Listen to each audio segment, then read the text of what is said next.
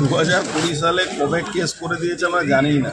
হঠাৎ ওয়ারেন্ট করে দিয়েছে, ওয়ারেন্ট করার পরে আজকে এখানে বেল নিতে আসতে হয়েছে।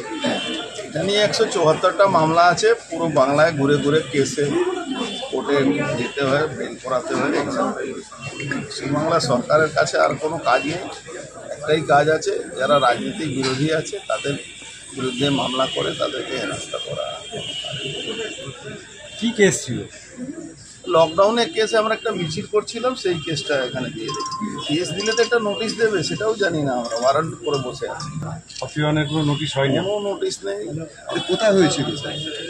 নিশ্চয়ই এই কোর্টে জেরোডিকশনে কোথাও হয়েছিল। হ্যাঁ, তো হয়েছিল, সেটাও আমার মনে নেই।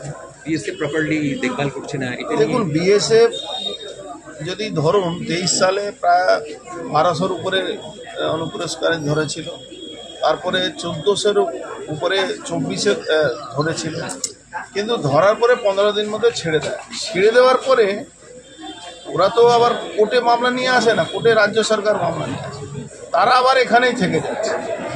মানে তাদের যে একটা রাজ্য সরকার আর কেন্দ্র সরকারের যে এই ব্যাপার নিয়ে একটা সমন্বয় থাকা দরকার, সেটা নেই। এরা সবসময় মমতা ব্যানার্জিকে দেখবেন, সবসময় বিএসএফের বিরুদ্ধে উনি গালাগালি করেন, বিএসএফ বিরুদ্ধে মামলা করে দেন। এতে বহু বিএসএফের অফিসাররা মানে ভয়ে অনেকটা থাকে কি, আমরা এখানে 2 বছর ডিউটি করতে এসেছি, আমাদের একটা মামলা হবে, এই মামলাতে আমাকে আবার বারবার আসতে হবে, এইটা নিয়েও একটা সমস্যা আছে।